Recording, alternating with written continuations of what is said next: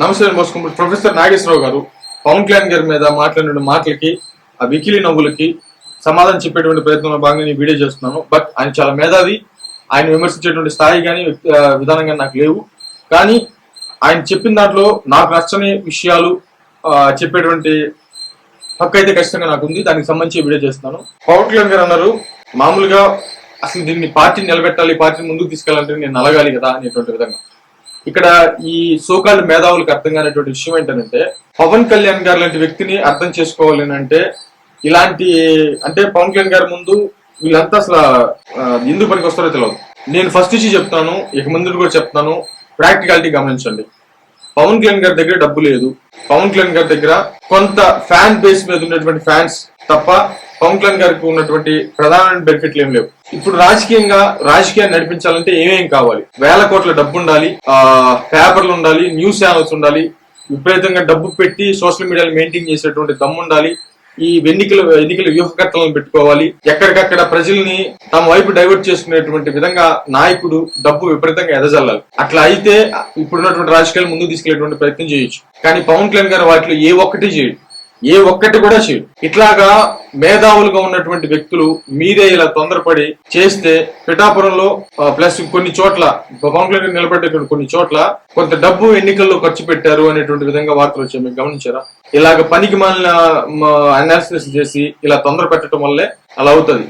ఒక్కసారిగా మార్పు రావాలి, ఒక్కసారిగా డబ్బు లేనటువంటి రాజకీయాలు ముందుకు రావాలంటే రాజకీయ శూన్యత ఏర్పడాలి. అంటే ఎవరు లేరు, ఇక మాకు మంచి నాయకుడు కావాలని చెప్పి రాజకీయ శూన్యత ఏర్పడాలి. లేదా ప్రజల్లో చిన్నగా మనం ఇట్లాగా అయితే కరప్షన్ అయితే డబ్బుల విధానానికి వెళ్ళిపోతే రాష్ట్రం అభివృద్ధి కుంటుపడుతుంది, మనం అభివృద్ధి చెందలేమని ప్రజలన్నా రిలీజ్ అవ్వాలి. ఇక్కడ రెండో ఆప్షన్ లేదు కాబట్టి, మొదటి ఆప్షన్ లేదు కాబట్టి రెండో ఆప్షన్ అంటే రిలీజ్ అవ్వాలి. ప్రజలు ఆ రిలీజ్ అయ్యేంత వరకు నిలబడాలి. దానికి రిజల్ట్సే కదా 2019 కంటే 2024కి ఎలా రిజల్ట్స్ కనపడేది తెలుసు కదా. ఆ చిన్న లాజిక్ ని ప్రొఫెసర్ నాగేశ్వరరావు లాంటి వ్యక్తులు మర్చిపోవటం, ఇంకెంతకాలం నలుగుతారు, దశాబ్దం నలుగుతారు, ఏం చేయాలి? మీరు మేధావులే కదా. మీరు ఎమ్మెల్సీగా పోటీ చేశారు, ఒకసారి గెలిచారు, మళ్ళీ తర్వాత ఎమ్మెల్సీగా పోటీ చేశారు, మీరు ఓడిపోయారు. మరి మీరు ఎందుకు గెలవలేదు? మళ్ళీ మీరు ఎమ్మెల్సీగా మీరు ఎందుకు అవ్వలేదు? మీరు జస్ట్ ఎమ్మెల్సీకే అంత దరిద్రమైనటువంటి పొజిషన్ లో, మీకు అంత మేధావితనమైనటువంటి ప్రొఫెసర్ నాగేశ్వరరావు గారే అంత దరిద్రమైన పొజిషన్ లో నీచంగా ఓడిపోతే, మరి పవన్ కళ్యాణ్ గారు లాంటి వ్యక్తి డబ్బు లేకుండా, ఇన్ఫ్లుయెన్స్ లేకుండా, లేకపోతే కనీసం మీడియా ఛానల్ సపోర్ట్ లేకుండా, ఏమి లేకుండా, ఆ సోషల్ మీడియా వింగ్ ఉంది జనసేన పార్టీకి, కనీసం వాళ్ళు డబ్బులు కానీ ఏం సపోర్ట్ కూడా చేయరు. పవన్ కళ్యాణ్ గారి మీద అభిమానంతో మాత్రమే ఇప్పటికైనా సోషల్ మీడియాలో మాట్లాడతారు, సోషల్ మీడియాలో పోస్టులు పెడతారు. అభిమానం కోసం, ఇప్పుడున్న అభిమానం కోసం మాత్రమే మాట్లాడతారు తప్ప వాళ్ళకి ఏదన్నా సాయం చేసో లేకపోతే ఏదైనా ఇబ్బంది వస్తే సాయం చేస్తారు. వాళ్ళకి ఇట్లాగా వైసీపీ లేకపోతే టీడీపీ మెయింటైన్ చేసినట్టుగా పర్మనెంట్ సాలరీస్ ఇచ్చి పెట్టుకునేటువంటి శక్తి అక్కడ లేదు, అంత సీన్ లేదు అక్కడ. కాబట్టి సోషల్ మీడియా కూడా మెయింటైన్ చేసినటువంటి అభిమానంతో సోషల్ మీడియా ముందుకు వస్తుంది కానీ డబ్బులు ఇచ్చి కాదు. అది ఖచ్చితంగా గుర్తుపెట్టుకోవాలి ప్రొఫెసర్ నాగేశ్వరరావు గారు. మరి ఆయన ఏం మాట్లాడారు చూద్దాం. కూర్చోబెట్టి ఎదిగేయటం వచ్చేయటం పదవిలో కూర్చోవడం కాదు, ఎలా నడుపుతాను? ఎంత అవగాహన ఉండాలి నీకు? ఎంత అవగాహన ఉండాలి? పార్టీ నడపాలన్నా లేకపోతే అధికారంలోకి వచ్చిన తర్వాత ప్రభుత్వాన్ని నడపాలన్నా ఎంత అవగాహన కావాలి? ఆశామాషి అనుకున్నారా? చిన్న నిర్ణయం తీసుకుంటే కొన్ని వందల వేల మంది జీవితాలు నాశనం అయిపోతాయి. వాళ్ళదేముందిలే, అరే ఒకడు అంటాడు, ఒక మేధ న్యూట్రల్ అని చెప్పి ఒక మేధం అంటాడు, నాకు అన్ని తెలుసు అని చెప్పాలంటాడు ప్రజలకి.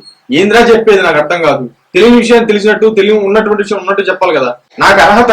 ఇప్పుడు రాజమౌళి గారు ఉన్నారు, రాజమౌళి గారు ఏం చెప్పారంటే, సార్ మీరు చాలా సినిమాలు తీస్తున్నారు కదా, మీ అల్టిమేట్ గోల్ మహాభారతం తీయటమే కదా అని అంటే, అవునండి మహాభారతం తీయటమే, ఖచ్చితంగా దాన్ని తీయాలనేది నాకు కళ, ఖచ్చితంగా తీస్తాను ఎప్పటికైనా.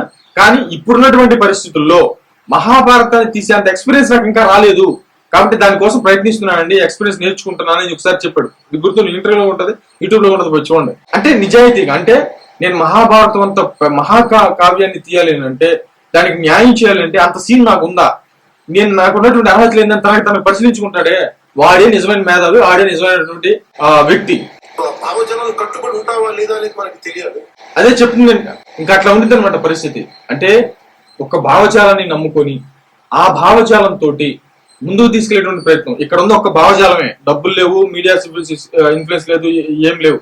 కొంతమంది సన్నాసి న్యూట్రల్ చెప్పేటువంటి కొంతమంది బ్రోకర్ జర్నలిస్ట్ ఏం చెప్తారంటే, అసలు వాళ్ళు ఏ రకం బలి కోపం వస్తుంది వాళ్ళ మీద నిజంగా. ఎందుకంటే నాకు తెలియదని చెప్పమంటారు, అంటే నాకు అన్ని తెలుసు అని చెప్పమంటారు. రాజమౌళి గారి గురించి చెప్పాను కదా, అలాగే ఒక పదవి తీసుకోవాలంటే దానికి అర్హత ఉండాలి, అర్హత సంపాదించుకోవాలి.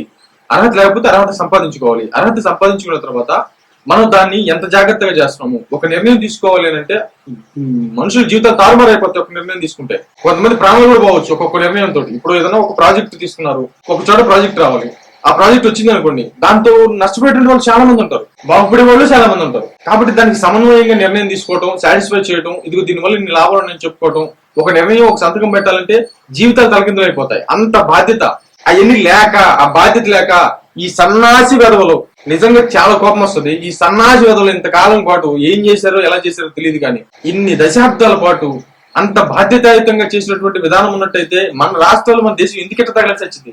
ఒక రాజకీయ నాయకుల దగ్గర వేల కోట్లు ఎందుకు వస్తాయి? పేదవాడిగానే ఎందుకున్నాడు? డబ్బున్నాడు ఇంకా డబ్బున్నాడు ఎందుకు అవుతుంటాడు? ఒక రకంగా చెప్పాలంటే ఇప్పుడు మీ ఎగ్జాంపుల్ చెప్తే పవన్ కళ్యాణ్ గారు వచ్చారు. పవన్ కళ్యాణ్ గారు వస్తే అరే బాబు 75 సంవత్సరాలు దాటిపోతుంది, ఇంతవరకు ఆ గిరిజనులకి వాళ్ళకి ఆ ట్రైబల్ ఏరియాస్ కి ఇంతవరకు కరెంట్ లేదు, అసలు మనం మనుషులువా గొడ్లు అని చెప్పేసి ఇంతవరకు ఎవరికి చేత కాకపోతే తీసుకెళ్లి కరెంట్ ఇచ్చాడు, తీసుకెళ్లి రోడ్లు వేసాడు, అంబులెన్స్లు పంపించాడు.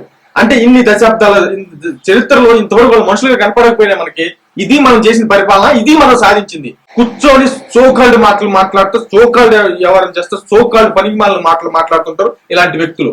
మరి ఇది కరెక్టా కాదని ఒకసారి ఆత్మ పరిశీలన చేసుకోండి. ఇది సోకాల్డ్ విధానం కాకపోతే ఏంటి? పనికిమాలిన విధానం కాకపోతే ఏంటి? ఏముందని పవన్ కళ్యాణ్ గారి దగ్గర?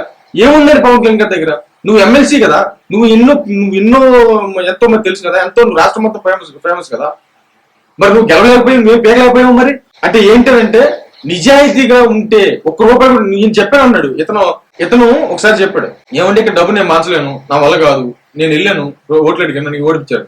డబ్బు లేకుండా రాజకీయం చేయటం, ఇన్ఫ్లుయెన్స్ లేకుండా రాజకీయం చేయటం, ఈ మీడియా సపోర్ట్ లేకుండా రాజకీయం చేయటం ఎంత కష్టమో తెలుసు కదా నీకు. అసలు నువ్వు ఓడిపిక్కొని పోయావు కదా, నువ్వు ఓడిపోయావు కదా. మరి అలాంటి ఒక పార్టీని నడిపించాలంటే అలాంటి విధానంతో ఇంకెంత కావాలి, ఎంత వ్యూహం కావాలి, ఎంత ఓర్పు కావాలి? పనికిమాలిన మాటలు మాట్లాడుతూ ప్రొఫెసర్ నాగేశ్వరరావు గారు, ప్లీజ్ దయచేసి మీ మీద గౌరవం ఉంది, ప్లీజ్ దయచేసి. బట్ మిమ్మల్ని అవమానకరంగా మాట్లాడుతుంది, మిమ్మల్ని ఏం అనట్లేదు నేను. మీరు మాట్లాడేతనం పనికిమాలితనం, మీరు మాట్లాడేది సో కాల్డ్, మీరు కరెక్ట్ అయినటువంటి వ్యక్తి కాదు, మీరు ఈ విషయంలో మీరు కరెక్ట్ అయినటువంటి వ్యక్తి కాదు. నువ్వేంది పెద్ద పవన్ కళ్యాణ్ వెనకేసుకొచ్చేది? నేను విషయం చెప్తున్నా, పవన్ కళ్యాణ్ వెనకేసుకుని రాట్లా, విషయం చెప్తున్నా. ఇప్పుడు ఒక ఎమ్మెల్సీగా ఉన్నటువంటి మీరు నేను డబ్బు పంచను అని చెప్పేసి కఠినంగా చెప్తే మిమ్మల్ని ఓడగొట్టారు ప్రజలు.